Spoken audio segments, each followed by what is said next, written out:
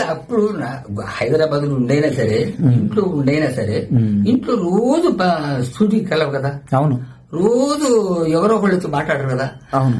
దొడ్లో పోయినప్పుడైనా సరే, కనీసం దొడ్లో పోయినప్పుడు స్నానం చేసేప్పుడు ఫోన్ తీసుకొని, అన్నయ్య ఎట్లా, అరే అన్నయ్య శ్రీనివాస అన్నయ్య ఎట్టున్నావురా, ఎట్టున్నావు అన్నయ్య, ఏం చేస్తున్నావు, బ్రహ్మంగారు పావుల డబ్బులు వస్తున్నాయా, మరి నీకు తిట్టడానికి అన్ని ఏమైనా ఉన్నాయా, సింపుల్.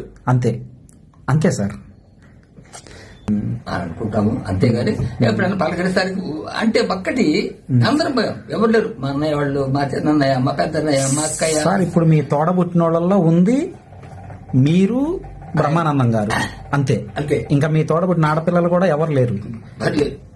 నా కూతుళ్ళు ఉన్నారు, మా అన్నయ్య గారి కూతుళ్ళు ఉన్నారు.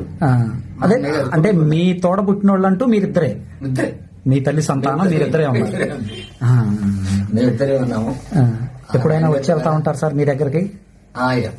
అంటే తక్కువ, ఎప్పుడు వస్తాడు కానీ నేను కూడా, ఎందుకంటే ఒకటే వేస్తుంది నేను చెప్తూనే, ఎందుకంటే ఒకసారి 2 సార్లు గొప్పవాడు పలకరిస్తే చిన్నవాడికి కాస్త చదువుగా ఉంటుంది, మాట్లాడడానికి బాగుంటుంది, ధైర్యం ఉంటుంది.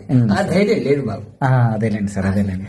మనకు మనంగా వెళ్తే ఎలాగుంటది, ఎలాగుంటదో అనే ఒక భయం, అంతే తప్ప వేరేం లేదు. వాడు అంటాడని కూడా కాదు, కానీ మేము మనకే ఆ ఫీలింగ్ అనమాట.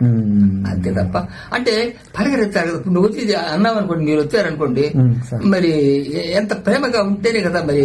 అవును. ఏదైనా లేదు. ఇప్పుడు నేను మాత్రం ఒక్కడనే ఉన్నాను. ఇప్పుడు కాకపోతే బాధ ఏంటంటే, బాధ ఏమి లేదు. ఏమన్నా ఎట్లా ఉన్నావురా అనా, ఆ ఒక్క మాట, అది ఆ ఒక్క మాటే సార్. ఏమనుకోండి, ఇది చూపించమాలండి నాకు. ఎందుకంటే ఎట్లా ఉన్నావునా, ఏంది, ఏం చేస్తున్నావు అంటే ఎంతో, అసలు నువ్వు డబ్బు అక్కర్లేదు, నాకు డబ్బులు అక్కర్లేదండి. సో వచ్చాడంట, నాకు తెలియదు నిన్ననో ఇవ్వడు. ఇప్పుడు నాకు బాధేసింది, నేనేం నడవలేను, పెట్టలేను. అవునండి సార్, నడవగలుగుతాను కూడా చిన్నగా. ఎక్కడుంటాడు ఏమిటో, ఎట్లా పోవాలో ఏమిటి, అంతమంది జనాల్లో ఎత్తుక్కొని వెళ్ళాలి కదా. వాడు రాకపోయినా రావడానికి వీలుపడదు, నా ఇళ్ళని బాధపడతారు, సమస్య. అవును అవును. ఆయన ఇక్కడ దిగాడంటే అసలు ఈ రోడ్డు పట్టదు. లేదు, వచ్చాడు అనే నువ్వు వచ్చి, నువ్వు ఇది కూడా కాదు, హైదరాబాద్ తీసుకొని రానా నువ్వు ఒకసారి చూడాలని అని అంటే, అవును సార్, అవును అవును, అది చాలు, ఇంకేమి లేదు. అవునవును. ఇప్పుడు అమ్మాయిలు దండం పెడతారు హాయిగా. నేను బ్రహ్మంగారి గుడిలో ఉంటాను. అవును. బ్రహ్మంగారి గుడిలో పూజారి చేస్తుంటాను. అవును సార్. పావులపేట వస్తే లేకపోతే లేదు. నాకు మాత్రం ఆ స్వామి నాకు చక్కగా చూస్తున్నాడు. రెండోది ఏంటంటే పలకరింపు. అది ఎందుకంటే ఎప్పుడు ఏమవుతుందో ఎవరికి తెలియదు కదా. నేను ఇదివరకు 10 ఏళ్ల నాడు వాడు పోయి దాదాపు 30 ఏళ్ళు 40 ఏళ్ళు అవుతుంది.